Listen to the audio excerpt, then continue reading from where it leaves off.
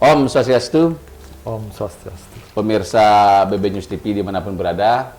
Hari ini kita bertemu seorang tokoh koperasi, tokoh muda asal Karangasem, di mana koperasi Silomukti di tengah pandemi ini bisa berbagi kepada kramo, kepada masyarakat, terutama kepada anggota. Hari ini kita berbahagia sekali bersama Bapak Iwayan Dirge, Ketua KSP Silomukti. Mungkin Pak Dirge bisa menjelaskan seperti apa skema berbagi Pak ini kepada seluruh masyarakat. Baik, terima kasih. Saya Dirge, Ketua KSP Silomukti. Terkait dengan acara berbagi ini, kita KSP Silomukti memang melakukan secara simultan, bukan hanya pada saat pandemi ini, tapi jauh sebelumnya. Bahkan kita dulu sempat melakukan berbagi sembako 1000 paket. Itu kita orientasikan kepada mereka masyarakat yang merupakan bagian daripada KSP Silomukti. Itu adalah implementasi kita di dalam menyalurkan daripada CSR kita. Pak. Tetapi kalau Pak melihat dulu nih kegiatan rutin, apakah setelah pandemi ini kegiatan berbagi ini volumenya dinaikkan atau bagaimana Pak? Pada saat pandemi ini, karena kita juga kan secara bisnis mengalami suatu sedikit stagnan karena situasi pandemi ini, dan ini mungkin tidak juga hanya koperasi saja Pak. Koperasi aja yang mengalami, bahkan mungkin kalau kita berbicara di Bali, sektor pariwisata sangat didominasi oleh impak daripada pandemi ini. Kita masih melakukan pembagian, cuma ada sedikit penyesuaian lah Pak. Terkait dengan tapi dengan semangat masih tetap membagi tetap kan? harus gitu. Lalu kira-kira Pak, apa yang melatar belakangi KSP Silomukti ini mengadakan kegiatan sosial seperti ini Pak? Kita seperti apa yang saya sampaikan tadi, merasa bagian daripada anggota masyarakat, merupakan bagian daripada daerah pembangunan sekitarnya. Mau tidak mau kita mesti mengimplementasikan daripada rasa sosial kita, terutama selaku entitas keuangan. Kita merupakan bertanggung jawab terhadap masyarakat. Ya. Lalu kira-kira kalau bisa dijelaskan Pak, mungkin kegiatan berbagi ini kan terkait dengan kondisi bisnis Pak. Kira-kira bagaimana kondisi koperasi sekarang ini Pak? Mungkin secara umum dulu Pak. Saat ini koperasi tentunya mungkin semua pun akan mengalami, apalagi dalam situasi pandemi ini ada sedikit penurunan aset, penurunan omset. Tetapi kita tentu tidak boleh menyerah. Kita tidak boleh hanya mengacu bahwa pandemi ini adalah masalah. Mungkin saat inilah kita bisa introspeksi diri, apa yang perlu dibenahi di internal koperasi kita. Dan saat nanti kita astungkaru ya, mudah-mudahan pandemi ini cepat berlalu. Di sana kita tentu ada suatu pengalaman bagaimana kita sudah melewati dari masa yang kita anggap masa-masa kritis ini. Itu Pak. Tapi selama setahun ini berlalu, kira-kira pelajaran apa yang Pak Gede bisa, Pak Dirge bisa ambil dari pandemi ini, terkait juga bagaimana aktivitas koperasi ini? Di saat inilah nantinya kita harus banyak belajar nanti ke depannya, bukan belajar terhadap apa yang kita dapatkan di luar sana, tetapi bagaimana kita menyikapi daripada pandemi ini, di mana nanti kita bagaimana lebih menyatukan rasa kebersamaan, bagaimana kita bisa soliditas kita, membangun sebuah koperasi, membangun jaringan daripada kemanusiaan. Itu tentu menjadi suatu pengalaman dengan adanya pandemi ini. Kita tidak boleh lupa di saat kita naik, kita tidak mengingat bahwa proses itu kita lalui dengan rasa kebersamaan. Jadi pada saat kita mengalami suatu profit ataupun pada saat kita mengalami kondisi seperti ini, berbagi adalah suatu keharusan bagi kita di koperasi. Mungkin Pak, kalau kita melihat pandemi tadi kan sudah berbagi sudah, tetapi setelah melihat kondisi pandemi di mana perilaku masyarakat berubah, juga mungkin pelayanan menjadi penting karena jarak sudah sekarang diatur, apakah tidak boleh berkerumun, tidak boleh datang ke kantor secara beramai-ramai. Nah, kira-kira bagaimana KSP Silomukti menyikapi hal tersebut? Silomukti menyikapi daripada perilaku masyarakat yang mana saat ini tentu cenderung segala sesuatu dibatasi karena adanya pandemi ini. Di samping itu tentu kita mendukung daripada program pemerintah, bagaimana himbauan pemerintah untuk membatasi mobilitas daripada masyarakat. Tentunya itu berimbas juga kepada anggota Silamukti yang harusnya kita layani. Di sini Silamukti mengambil suatu peran bagaimana melakukan sebuah transformasi teknologi.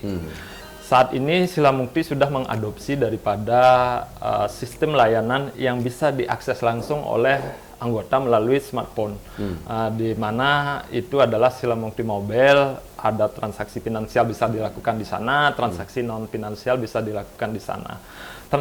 Transaksi finansial itu meliputi si anggota bisa melakukan transfer, bisa melakukan pembayaran e-money, bisa melakukan PPOB dan lain sebagainya. Bayar kredit juga bisa. Bayar kredit juga bisa di sana, terintegrasi di sistem digitalisasi tersebut yang mana itu dengan aplikasi Silamukti Mobile. Secara non finansial mereka juga bisa melihat daripada sisi berapa dia punya saldo, mutasi apa yang dia lakukan terkait dengan transaksinya tersebut. Iya. Kira-kira proses ini sudah berlangsung berapa tahun, Pak? Apakah sebelum pandemi sudah dimulai? Apakah pas pandemi ini dikebut ininya, penerapan teknologinya itu? Sebenarnya kalau kita melihat daripada progres kenapa sampai Silamukti Mobile itu bisa kita wujudkan, itu sebenarnya jauh sebelum pandemi itu udah kita pikirkan. Tetapi berbarengan, bersambutan seperti itu dengan melihat perilaku masyarakat seperti Pak sampaikan tadi, kenapa tidak kita harus ini kebut segera, dan Astungkare pada saat pandemi ini kita udah bisa aplikasikan. Jadi sekarang semua nasabah Pak sudah bisa mengakses itu? Setidaknya beberapa persen dari nasabah yang ada, dan ke depan tujuan kita agar semua itu bisa mendownload, memakai daripada Silamukti Mobile tersebut. Program Pak ini sama dengan program-program bank lain misalnya.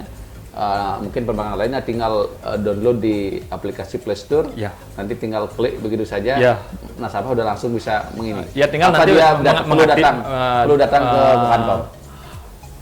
Dia sebelumnya tentu kita berikan sosialisasi, informasi dan segala macam berkaitan dengan itu. Mereka cukup download dan tentunya mereka perlu aktivasi karena di sana berbasis data nomor induk kependudukan, berbasis nomor telepon yang aktif.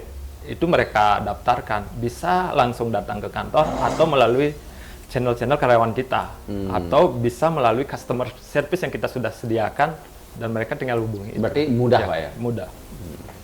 Pemirsa BB News TV, para nasabah Silamukti dimanapun berada mungkin, ini kan sesuatu yang luar biasa. Jadi kalian-kalian atau nasabah-nasabah yang sudah menjadi anggota Koperasi Silamukti sudah bisa mulai sekarang untuk datang atau mungkin bisa melalui channel-channel yang sudah disiapkan, apakah itu teller, apakah itu CS-nya, sudah bisa untuk mengaktifkan Silamukti Mobile itu. Nah, kira-kira dalam jangka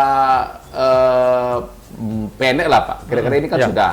Dalam jangka pendek apa yang mungkin bisa dilakukan sehingga ini bisa semua anggota bisa mengakses ini? Teknologi tentu kita tidak bisa kesampingkan ya.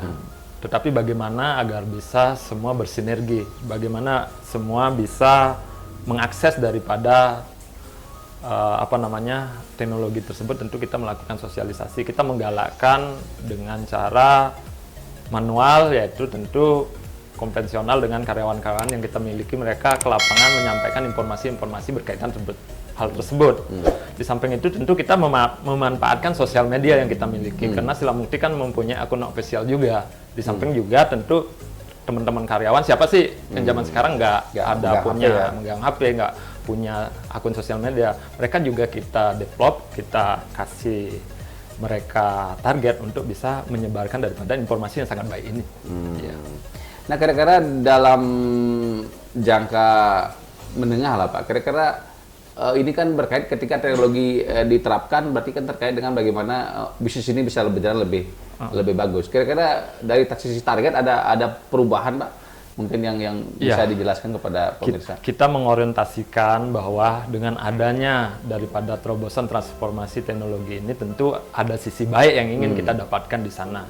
Satu, mungkin dari sisi pelayanan itu bagaimana yang dulunya karyawan lebih berfokus terhadap transaksi yang dilakukan manual, di mana ada ada waktu yang dikorbankan begitu banyak. Mungkin dengan dibantu oleh teknologi ini, karyawan lebih fokus untuk mencari alternatif potensi-potensi baru berkaitan dengan, misalnya kalau di pinjaman mereka lebih banyak waktu untuk melakukan analisis terkait dengan calon-calon peminjam. Kalau di simpanan, karyawan lebih bisa untuk melakukan pendekatan kepada calon-calon anggota penyimpan yang berpotensi, dan di sana tentu diperlukan sebuah sinergi oleh karyawan itu Mungkin sendiri. bisa jelaskan kira-kira kalau 5 tahun lagi Silamukti ini mau seperti apa? Kita sangat yakin apabila kondisi pandemi ini bisa kita lalui, tentu kita memastikan akan ada suatu pertumbuhan baik dari sisi aset maupun omset. Mudah-mudahan kita bisa lakukan itu. Tahun ini sudah ada berapa kantor di seluruh Bali? Kalau di Bali sampai dengan tahun saat ini itu ada satu kantor yang ada di Karangasem, terus ada pertumbuhannya ada di Gianyar, terus ada di sini di daerah Batu Bulan. Ya, berarti 3 kantor. Ke depan ada kemungkinan untuk merambah ke kabupaten lain? Mungkin kami berkeinginan untuk itu, cuman mungkin secara fisik kantor mungkin agak kita kurangi, tetapi kita hadir, apalagi dengan dibantu oleh teknologi, bagaimana teknologi itu menggantikan kita secara fisik. Berarti ke depan kan seperti itu arahnya, bahwa gimana mengurangi kantor dengan teknologi tersebut. Nah, kira-kira dari sisi bisnis, kira-kira sejauh mana Pak melihat ketika pandemi ini masih berlangsung, kira-kira untuk anggaplah tahun ini, berapa optimis Pak dengan kondisi yang ada ini? Akan tumbuh? Ya, pada intinya, apalagi core bisnis daripada simpan pinjam itu adalah bagaimana kita tetap melakukan sebuah operasional. Kalau kita mandek itu sama dengan kita end. Nah, jadi setidaknya kita tetap melakukan, tetap bergerak, Pak, tetap bergerak. Kalau seandainya kita diam, otomatis tidak ada penghasilan, tidak ada suatu profit. Sementara kita dalam posisi saat ini harus tetap melakukan perjalanan. Dimana kalau misalnya di pinjaman kita stop, kita kan nggak dapat penghasilan, nggak dapat pendapatan administrasi, tidak dapat pendapatan bunga. Cuman kita lebih selektif. Orientasi sektor yang kita biayai, yang kita berikan pinjaman itu mungkin agak bergeser. Yang dulu mungkin kita lebih prioritaskan di pariwisata, hospitality, di mana pekerja-pekerja pariwisata kita bantu. Teman-teman yang mau berangkat pesiar kita bantu dulu permodalannya. Mungkin saat ini karena melihat situasi, bukan kita bermaksud mengesampingkan mereka. Ini kan pegawai Kapolsek sudah mulai berangkat nih Pak. Kalau di pesiar untuk Europe kayaknya udah mulai berangkat, dan ada beberapa yang memang kita bisa berikan mereka support dana. Nah, mungkin orientasi kita saat ini lebih ke sektor-sektor pangan, sembako, terus juga proyek-proyek padat karya yang lebih orientasi kita biayai. Artinya ada beberapa memang potensi. COVID ini bukan berarti mematikan semua sektor lini bisnis. Ada sektor yang masih bisa. Kira-kira kalau Pak level optimis tahun ini Pak bisa tumbuh berapa? Kira-kira kami bisa pastikan 20-30%. Masih tumbuh 20-30%. Mudah-mudahan. Dengan menggarap sektor-sektor yang mungkin sektor-sektor masih yang bisa bergerak. Bisa kita garap. Ya. Lalu kira-kira Pak, dengan melihat persoalan-persoalan yang ada, perkiraan Pak ini, kalau tahun ini pandemi ini tidak berlalu, apakah akan tahun depan akan semakin sulit, apa bagaimana Pak melihat ini? Sejauh mana Pak optimis bahwa pandemi ini akan berlalu Pak? Pokoknya intinya kita tetap bergerak. Saya yakin segala sesuatu yang ada ini pasti akan menjadi tidak ada, yang tidak ada akan menjadi ada. Dan kita percaya kita pasti akan bisa berdampingan dengan pandemi ini. Ya. Mungkin poin statement terakhir apa yang bisa Pak bagi kepada seluruh mungkin masyarakat, nasabah, dan yang lainnya? Ayo rekan-rekan, khususnya karyawan KSP Silamukti, mari kita soliditas bergerak bersama untuk bagaimana bisa Silamukti ini tetap bisa bergerak, bertumbuh, dan kepada masyarakat tentunya mari taruhkan harapan kepada KSP Silamukti, tentunya dengan dukungan daripada anggota-anggota masyarakat tentunya. Itu kita harapkan. Terima kasih Pak Dirgo. Terima kasih.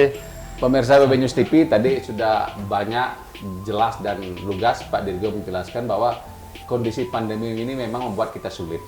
Tetapi sulit itu bukan berarti tidak ada peluang. kita harus tetap optimis, dan Silo Mukti sudah melakukan itu, dan tahun ini dia sudah koperasi Silo Mukti sudah melakukan berbagai inovasi, termasuk bagaimana menguatkan teknologi informasi yang dimiliki oleh koperasi ini. Oleh karena itu mari kita tetap optimis, dan ingat seperti bilang di saat susah ini kita juga harus berbagi. Kita silakan Dr. Pramasanti. Om Santi Santi Santi Om.